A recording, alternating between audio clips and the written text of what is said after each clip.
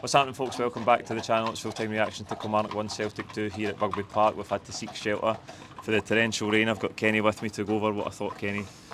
It's a big 3 points, a dramatic finish.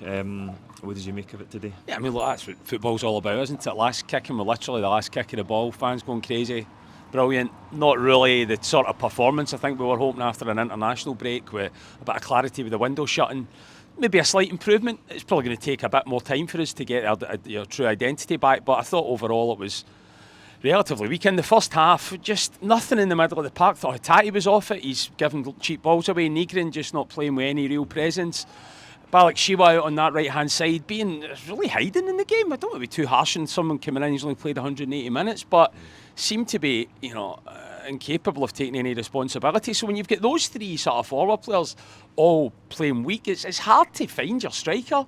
And we know Daizen's been a bit out of form. The one incredibly bright spark was on the other side through Tounetki. So I'm sure we'll talk about him. But overall, it just meant everything was that bit stagnant. Now, they came out in the start of the second half with a bit more urgency. I wouldn't say it was a complete change, but you sensed that Rodgers had, tried to liven them up. It was a lovely bit of quality for the goal. I think it was Sriracha, was it? He put it into the fullback.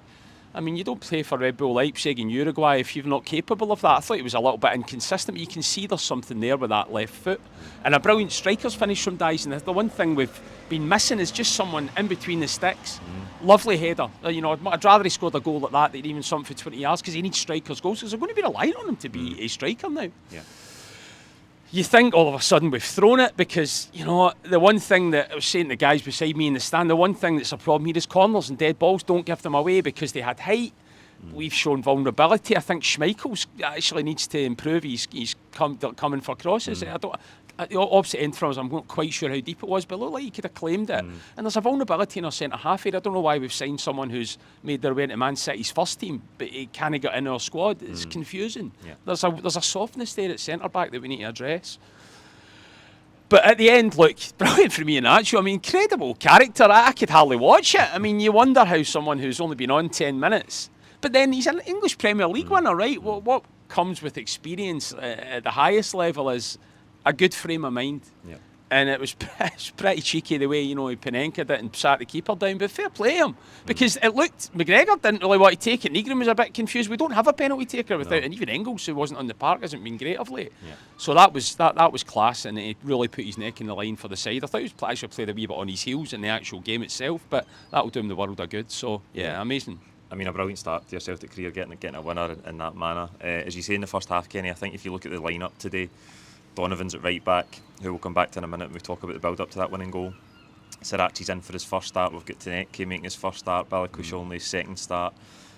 It was a bit disjointed. I know that loads of those players haven't played together, but we just couldn't get any fluidity going, and we weren't creating an awful lot. We did really pick up for 10-15 minutes after the goal, and everything was coming through Tounetki on the left-hand side, and I think as a first start for him, he looks like he's got the character and the personality to play for Celtic, and as a wide player, all you can ask for is that when you get in those one-on-one positions in the dangerous areas, you go at your fullback and you make something happen. He did that time and time again. I mean, that's what's been absent all season. We've had no personality out wide. We've had no one who's been prepared to play like just a natural winger. Just make the game simple. His first thought was always to get by his man, always, and he had brilliant quick feet, real directness. Even his little passes, Balakshiwa's passes were sort of bailout passes, little bounce balls to get him out of the limelight. His balls were balls round the corner, playing with incision, almost everything. And they the Kilmarnock couldn't cope with him. And they were trying to double up on him, that didn't work. Our centre mids were looking for him all the time because they knew that's where the energy was. So it was a real shot in the arm for the whole way in which we set up. So, there was a bit of concern. I looked at his caps and his pedigree and the fact that there was rumours that you could have got him for a couple of million quid and a few months ago, and you think, well, is this really what we should be doing? But it looks like we've got an absolute steal in our hands.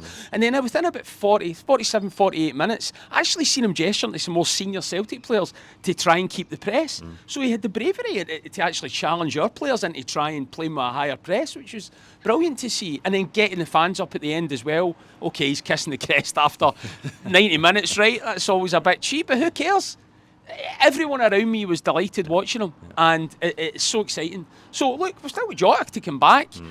if Iheanacho can get a bit of form, that moves Maeda into a wide position, he'll get someone with his ability. All of a sudden, the wide positions over the course of the season may come back to flourish. But that was the big takeaway from today, wasn't it? That young guy's performance, superb. Colby Donovan coming in, playing it right back.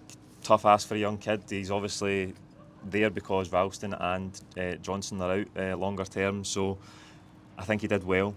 Obviously, at times he had to defend. Particularly in second half, and Kilmarnock had a bit of pressure with the set pieces and the direct balls, but he does really well to get by the Kilmarnock left back and pick out the cutback, which leads to the penalty. And I think again, he's shown up pretty well in his yeah. I mean, it's difficult. It's coming onto that that surface and those conditions. It's a difficult place for any full-back to play. I thought early in the game he took a ball out there with a lovely touch and swung in a real quality sort of deep ball. And you can see straight away that there's a bit of something about him in terms of how he's been brought through the academy, and he defended okay as well. I mean, it is. If Tony Ralston put in that sort of shift today, you'd probably be saying it was one of his better performances of the season. So there's no reason why he can't compete in there to try and hold down that jersey, because it's going to be, Alistair Johnson's going to still be another couple of months away. So it's a great opportunity for him, and it's always refreshing when you can actually get a bit of something out of the academy. So yeah, I mean, he's got if Ralston comes back, I'd continue to, even if he becomes fit, I'd continue to play him. I was impressed by him. Iheanacho puts the penalty away. Nygren held onto the ball forever. He was looking towards the bench, as you mentioned earlier.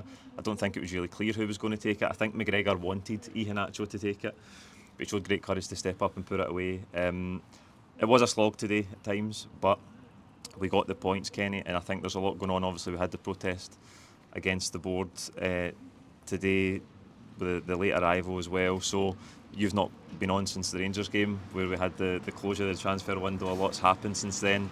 How do you feel moving forward now and the energy around what's going on? I mean, look, Brendan Rodgers said he felt empty. I lie like everyone else. I'm no different. Felt empty. It's just a complete mystery as to how they have decided to go about their affairs. And it's almost a bit boring trying to sort of second guess what's happened and criticise it, because the reality is no one knows, because the board are mute about it. They'll not come out and try and attempt to explain it. The statement was ridiculous. Sometimes just coming out and being honest settles things down and commands more respect than trying to defend something that's indefensible. So the reality is, I think the fans have done the right thing today to try and stand up to it. I know the channel sort of endorsed the letter and you were part of that meeting during the week. That's all right, healthy stuff to do. And we got behind them after that 12 minutes. The fans were fully behind them. We've got to unify the football. I don't think doing protests at every game is going to necessarily help the team, because it's not the players' fault. It's not Iheanacho's fault. It's not Brendan Rodgers' fault. So they shouldn't necessarily take the brunt of too much derision from the stands. So that's a difficult balance. But I think the fans have done the right thing. But we've just got to, although we're 9 points clear, Rangers are in disarray. Hearts are, I think, are maybe joint top of the league. The reality is Hearts, actually, in the last 9-10 years, Hearts have had these strong starts to the season. They will always sort of crumble. I would imagine they will crumble over time. And that leads you to think, well, this season's an open goal. It's not. We were 7 points ahead of Rangers 2 seasons ago when they sacked their manager in September. And within December, we were second. That sort of thing can happen. It just can. So we've got to unify the football, be really dominant, and put our foot down a real stranglehold on the title, because we're in a great position. We're going to need to get Iheanacho fit. We can't play 60 games with Daizen Maeda up front. A lot of it's going to rely on him being fit and continuing to have a bit of rotation and sort of quality through the middle. But that could happen. Brendan Rodgers is an expert at changing people's frame of mind and getting the best out of people that he's got a previous relationship with. So that may well happen. And with that bright spark from the Tunisian winger today, those are more encouraging signs. So look, there's no reason why we don't go on and win a treble and do well in Europe. That's entirely capable, entirely in front of us. We've got to try and be positive and hopefully with a bit more stability with the window closing, we'll build momentum and actually have a strong season. Yeah, let's hope so. That's it for today. We are away to dry out. Like the video, give us your own thoughts on the game below, and we'll see you during the week for the build-up to the cup tie at Thistle. Cheers.